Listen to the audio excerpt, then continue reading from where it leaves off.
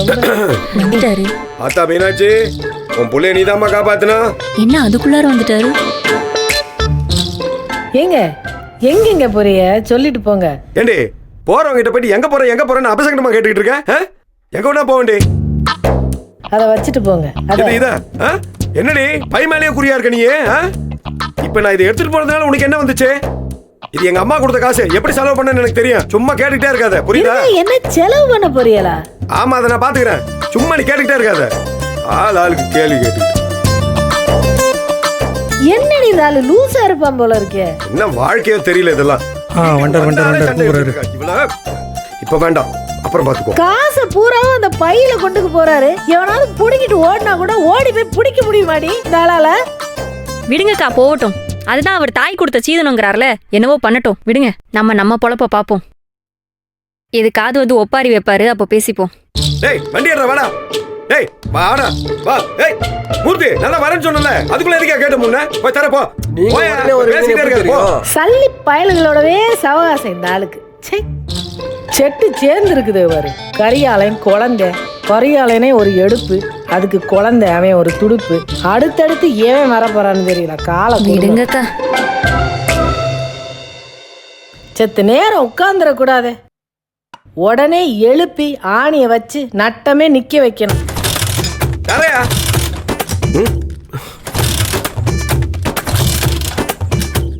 டேய் வண்டி எடுறானே, என்னடா பண்ணிட்டு இருக்க? என்னடா வண்டி இது? எங்க இருந்து எடுத்துட்டு வந்த? ஏங்க வண்டி எல்லாம் நல்ல வண்டி தாங்க, வெயிட் தான் தாங்க மாட்டேங்குது. யாரா வெயிட் கிட்டுங்கற? 250 கிலோ தாங்கும்டா. நான் என்ன 200 கிலோவா இருக்கேன்? என்ன நினைச்சிட்டு இருக்க நீ? சரி எங்க போணும் சொல்லுங்க முதல்ல. அது முதல்ல போய் அட்வான்ஸ் கொடுத்துட்டு அப்புறமா ஹாஸ்பிடல்ல போய் அம்மா பார்க்கணும். நீ வண்டி எடுக்க போலாம். லொகேஷன் சொல்லுங்க. டேய் மதுரையில எனக்கு தெரியாத லொகேஷனாடா? எங்கிட்ட கேக்குறியா? எல்லா இடத்துக்கும் நான் கூட்டி போறேன், சரியா? சரி கரிகால எங்க? ஏங்க பிசினஸ் பண்ற சாதாரண விஷயம் நினைச்சிட்டீங்களா? உங்களுக்கு எத்தனை மீட்டிங் அட்டெண்ட் பண்ணிட்டு இருக்கான் தெரியுமா? பணம் கொடுக்கறவன் நானு, அவன் போய் மீட்டிங் அட்டெண்ட் பண்ணுவானா? இந்த பைத்தியக்கார பையல வச்சிட்டு உயிர் போகுது. வண்டி எடுத்துக்கலாம். எங்க அவசரமா போயிட்டு இருக்க? என்னடா போகும்போது எங்க போறேன்னு கேட்டுட்டு இருக்க? நான் வந்து சொல்றேன்டா. ஆமா நீ எங்க போயிட்டு வர? ஒன்னும் இல்ல, நீ முக்கியமான விஷயமா போற, நீ போயிட்டு வா, அப்புறம் சொல்றேன். போயிட்டு வர. போயிட்டு கிளம்பு. டேய் எட்ரா எட்ரா பின்னாடி தள்ளி உட்காருங்க. எட்ரா டேய், நான் இன்னும் கொஞ்சம் தள்ளி உட்கார்ந்தா கீழ விழுந்துறேன் நானு. ஏங்க நான் டாங்க்ல தான் உட்கார்ந்து ஓட்ட வேண்டியதா இருக்கு. டாங்க்ல உட்கார்ந்து ஓட்றா. பேக்ல இருந்து ஒரு 10 ரூபாய் எடுத்து வைங்க, போகும்போது ஏர் செக் பண்ணிட்டு போய். டேய் என்ன ஏர் செக்? டேய் டேய் ஆட்டோ போடுங்க. சுத்தலை போடா. ஆட்டோ வீணா போடுங்க. டேய் லாரி போடா. டேய் அதெல்லாம் கூட விடுங்கக்கா. ஏன்க்கா அவர் ஒரு ரசனையே இல்லாம ஒரு வாழ்க்கை வாழ்றாரு? உங்க டான்ஸ பார்க்க எம்பிட்டு அழகா இருக்கும், அதை பார்த்துட்டு கன்றாவியா இருக்குன்ட்டு போறாரு. அறிவே இல்லாத மனுஷன்டி. அவர்கிட்ட போய் ரசனைய பத்தி பேச. எதுவுமே பார்க்காதவங்களுக்கு கட்டி கொடுத்ததுதான் பிரச்சனையே. சக்தி, வா சக்தி. சக்தி என்னாச்சு? உட்காரு. உட்காரு. என்ன தம்பி பாத்தியா? என்ன சொன்னாரு உங்க அண்ணன்? என்ன சக்தி பிரச்சனையா? என்னையா சொல்லு.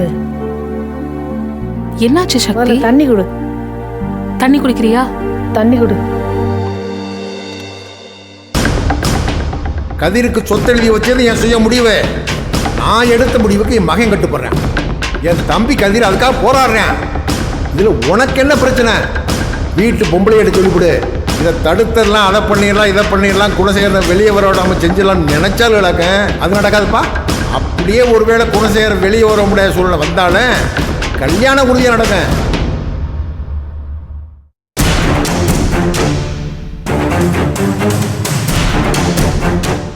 கல்யாணம் பண்ணி வச்ச வாழ்க்கையெல்லாம் அப்படியே கொடி கட்டி பறக்குது. இப்போ இந்த சின்ன பயலுக்கு கல்யாணம் பண்ணி வைக்க கட்டிக்கு பறக்குறாங்க. சரியான கல்யாண பைத்தியமா இருப்பார் போல இருக்கு. கல்யாணத்துக்கு செத்த கூட்டம். எவனையாவது பிடிச்சி கல்யாணம் பண்ணி வச்சுக்கே இருக்கும். அது மட்டும் இல்ல, நீ அவர் கூட சேர்ந்துட்டு இந்த கதர் போடுற ஆட்டம் ரொம்ப ஓவரா இருக்கு. அவர் செய்யறது தப்புன்னு புரிய வைக்காம அண்ணா நீங்க சொல்றது எல்லாத்தையுமே நடத்தி காட்டுறேன்னு சொல்லிக்கிட்டு தெரியறான். எப்படி செய்யாம இருப்பான்? அவர் வெளியில இருக்கப்போ எவனையாவது குத்திட்டு வானா வெட்டிட்டு வருவான். இப்ப இந்த நிர்வாகத்தையே கொடுத்து சொத்தையும் பாத்துக்க சொல்லியிருக்காரு. அவர் சொல்றதை கேட்காம இருப்பானா?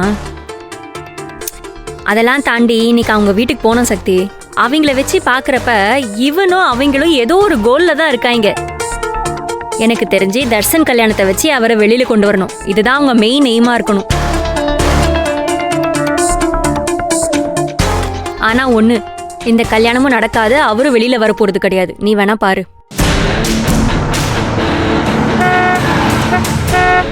என்ன ஏதோ சத்தம் கேக்குது?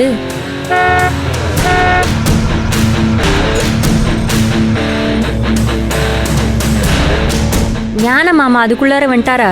இல்லடி, காது செத்த மாதிரிலாம் இருக்கு. அந்த ஆளு பைக்கில் என்ன போனாரு? நேரமே வர மாட்டார். கதிரா இருக்கும், போய் பாரு.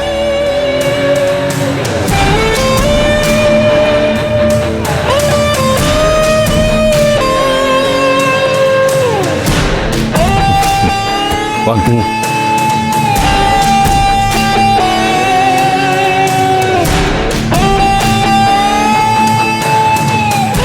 இவனை அந்த அறிவு கரசி ஏத்தி விட்டுருக்கோம். டான்ஸ் ஆட வந்திருப்பான். வாங்க சார், உள்ள வாங்க. வாங்க, கொஞ்சம் எந்திரிக்கிறீங்களா? எந்திரா, எந்திரிக்க. வாங்க சார், வந்துட்டான். உட்காருங்க. தட்டுறாம உட்காருங்க. ஓகே. ஏய், நீ எப்போ வந்த? இப்போதான் சித்தப்பா. இனிமே இங்கே தான் இருக்க போகிறேன். தர்ஷனுக்கு கல்யாண ஏற்பாடு பண்ணுறாங்களாமே, அதான் அப்படியே பார்த்துட்டு கூட இருந்து செலிப்ரேட் பண்ணிட்டு போகலான்னு வந்தேன். அண்ணன் பொண்ணு சார். அண்ணி உட்காருங்க. இல்ல பரவாயில்ல. அண்ணி உங்களை பார்க்க தான் வந்திருக்காரு. உட்காருங்க. உட்காருங்க உட்காருங்க. சரி சார், என்ன சாப்பிட்றீங்க இப்போ? பரவாயில்ல, எதுவும் வேண்டாம்.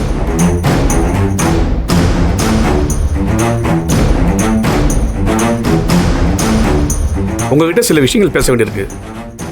பிரைவேட்டாக பேச முடிஞ்சா பெட்டராக இருக்கும்னு நினைக்கிறேன். எது பிரைவேட்டா பேசணுமா? சார், பப்ளிக்கா நடக்கிற கேஸ் தானே இது. தனியா பேச என்ன இருக்கு? சும்மா எதுக்கு நான் பேசாம இருக்கணும்? அந்த போஸ்டர் பெரியசாமி இறக்குமதி பண்ண வக்கீல் தானே இவரு. டெல்லியில இருந்து தானே வந்திருக்காரு. எல்லா விவரமும் எங்களுக்கும் தெரியும். எதுனாலும் எல்லாரையும் வச்சு பேசுங்க சார். எல்லாருக்கும் இது பொதுதான். வாய் முட்டுறீ. என்ன பேசாதங்கிறீங்க? நீங்க தான் இந்த விஷயத்துல பேசக்கூடாது. அக்கா கம்ப்ளைண்ட் கொடுத்திருந்தாலும் நாங்கெல்லாம் விட்னஸா இருந்திருக்கோம். அதனால எல்லார் மாதிரியும் பேசுங்க. அவரு பர்சனல் விஷயமா பேச வரல, கேஸ் விஷயமா பேச வந்திருக்காரு. நீங்க தான் அமைதியா இருக்கணும். நாங்க பேசுறதுக்கு எல்லா உரிமையும் இருக்கு. நீங்க குறுக்க பேசாதீங்க. Okay okay. குணசேகரன் சாருக்கு அகேன்ஸ்டா நீங்க கொடுத்த கேஸை குவாஷ் பண்ணது எனக்கு பெரிய விஷயமே கிடையாது. அப்புறம் எதுக்கு நெகோஷியேட் பண்றதுக்கு வீடு வரைக்கும் வந்தீங்க சார்? மேடம், நீங்க யாரு? என்ன வக்கீல் சார்? டெல்லியில இருந்து வந்த பெரிய வக்கீலுங்கிறிய? கேஸை பத்தின முழு விவரமும் தெரிஞ்சுக்கிட்டு வர்றது இல்லையா? இந்த வீட்டு மருமகளுங்க நாங்க 4 பேரும். நாங்க தான் குணசேகரனுக்கு எதிராக கேஸையே கொடுத்தவங்க. எங்களை போய் யாருன்னு கேக்குறிய? ஏன்பா கதிரு, வக்கீல அழைச்சிக்கு வரையில இதெல்லாம் சொல்லி கூட்டிக்கு வர்றது இல்லையா? பாரு, முழிக்கிறாரு.